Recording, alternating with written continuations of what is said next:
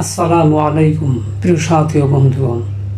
কোনো একটি ব্যক্তির জন্য বা গুটি কয়েক ব্যক্তির জন্য গোটা ইসলামী আন্দোলন বাংলাদেশকে আপনি দায়ী করতে পারেন না। গোটা ইসলামী আন্দোলন বাংলাদেশকে আপনি অভিযুক্ত করতে পারেন না। এমনকি ইসলামী আন্দোলন বাংলাদেশের সংগ্রামী আমির মুফতি সৈয়দ মোহাম্মদ রেজাউল করিম ও ফয়জুল করিমকে আপনি সন্ত্রাসী সংগঠনের নেতৃত্ব দিচ্ছে বলতে পারেন না। কারণ সমস্যা সমাধানের জন্য আপনার কাজ করতে হবে।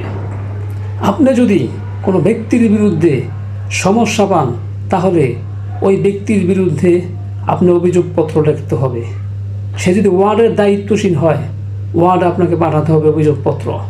ওয়ার্ডের সমস্যা যদি ওয়ার্ডের মাধ্যমে সমস্যা সমাধান না হয়, তাই থানায় পাঠাতে হবে। থানার সমস্যা যদি থানায় সমাধান না হয়, জেলায় পাঠাতে হবে। জেলার সমস্যা যদি জেলায় সমাধান না হয়, মহানগরে পাঠাতে হবে। মহানগরের সমস্যা যদি মহানগরের সমাধান না হয়, কেন্দ্রে পাঠাতে হবে।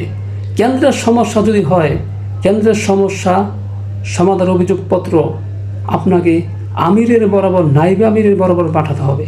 তবুও কোনো একটি ব্যক্তির জন্য, গুটি কয়েক ব্যক্তির জন্য গোটা ইসলামী আন্দোলন বাংলাদেশকে আপনি দায়ী করতে পারেন না, অভিযুক্ত করতে পারেন না, সন্ত্রাসী সংগঠন বলতে পারেন না, জঙ্গি সংগঠন বলতে পারেন না। আমিরকে, নাইবে আমিরকে জঙ্গি সংগঠনের, সন্ত্রাসী সংগঠনের নেতৃত্ব দিচ্ছে বলতে পারেন না। যদি আপনি বলেন, তাই বুঝতে হবে আপনার এটা অযোগ্যতা, অদক্ষতা, ব্যর্থতা। এজন্য আমি সবাইকে বলবো, সমস্যা সমাধানের জন্য ইসলামী আন্দোলন বাংলাদেশে অনেক বড় বড় স্কলাররা আছে, যোগ্য ব্যক্তিত্বরা আছে, দক্ষ ব্যক্তিত্বরা আছে। আপনার সমস্যা সমাধানের জন্য তারা প্রস্তুত হয়ে বসে আছেন।